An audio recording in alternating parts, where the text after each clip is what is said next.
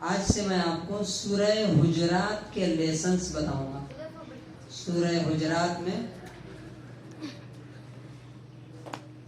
بہت بڑے بڑے کچھ چیزیں بتائی گئی ہیں جن کو جاننا آپ کے لیے بہت ضروری ہے. اگر ان کو جان کے ان پر عمل کریں گے تو آپ دنیا میں بھی بہت سے فائدے ان کے ملیں گے اور آخرت میں اللہ تعالیٰ کے یہاں بہت سارا انعام ملے گا. نمبر 1، جب بھی کوئی خبر اور کوئی نیوز آپ کو ملے تو اس پر یقین نہیں کرنا جب تک کہ اس کی تحقیق نہ کر لیں. مثال کے طور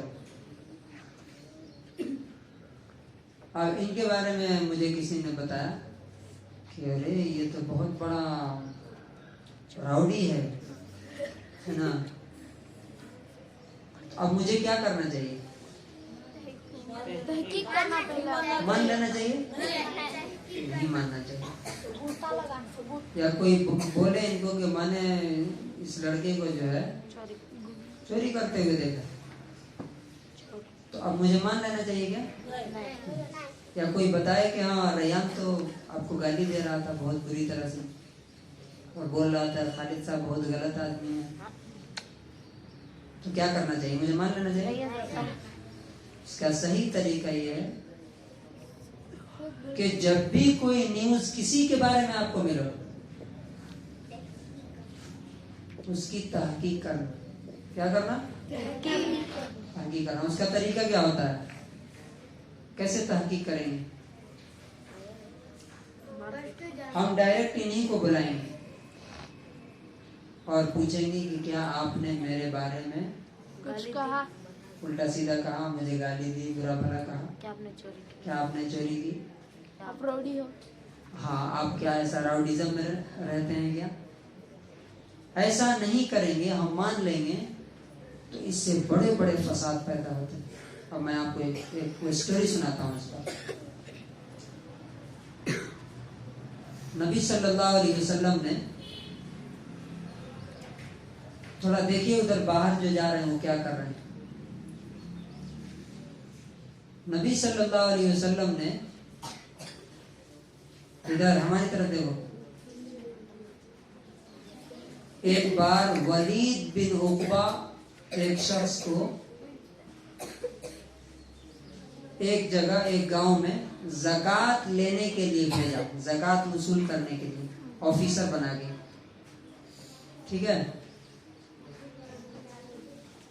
تو وہ گاؤں والے جب ان کا استقبال کرنے کے لیے، ویلکم کہنے کے لیے آئے، جیسے کوئی آ رہا ہے بڑا آدمی تو گاؤں سے باہر نکل کے لوگ جا کے لے کے آتے ہیں نا، تو پورے گاؤں والے نکل کر کے آئے ان کو ویلکم کرنے کے لیے. اللہ کے رسول نے کچھ لوگوں کو بھیجا چلو ہم لے کے آتے ہیں.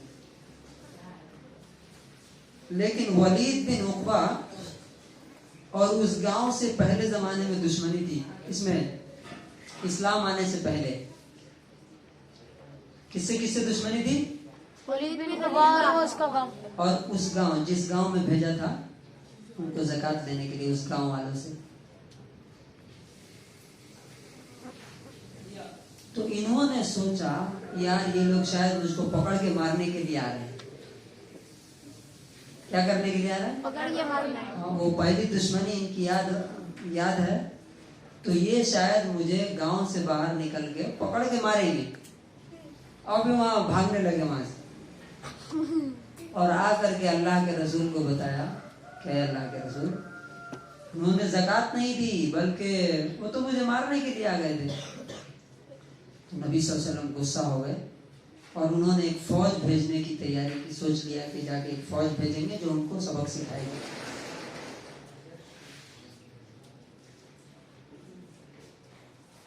تو جیسے ہی نبی صلی اللہ علیہ وسلم ابھی یہ ارادہ کر رہے تھے، سوچ رہے تھے کہ سورہ حجرات کی آیت اتری، یا ایھا الذین آمنوا ان جاءکم فاسق بنبأ فتبینوا.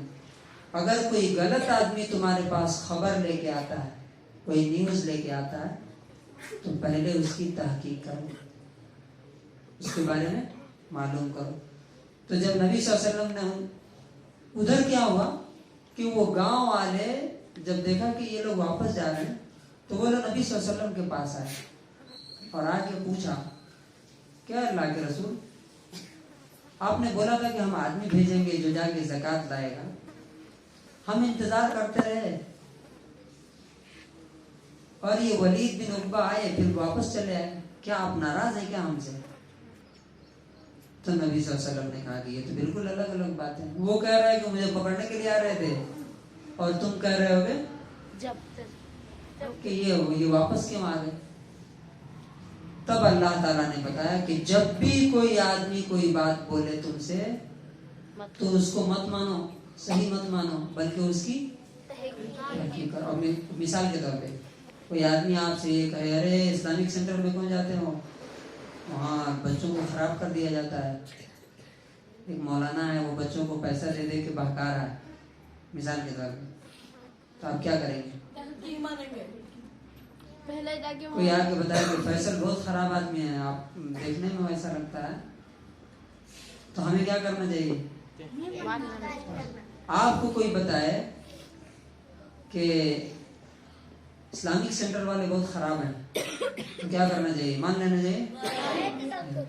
यानी किसी के बारे में कोई आपको बताए तो किससे पूछना चाहिए?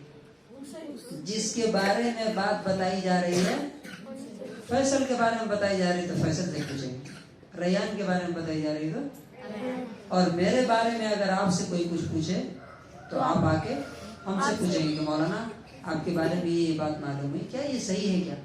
अगर ऐसा करेंगे, आपको मालूम है एक और बात आपको बताता हूँ, अगर आप तहकीक नहीं करेंगे ना, बड़े बड़े क्राइम होते।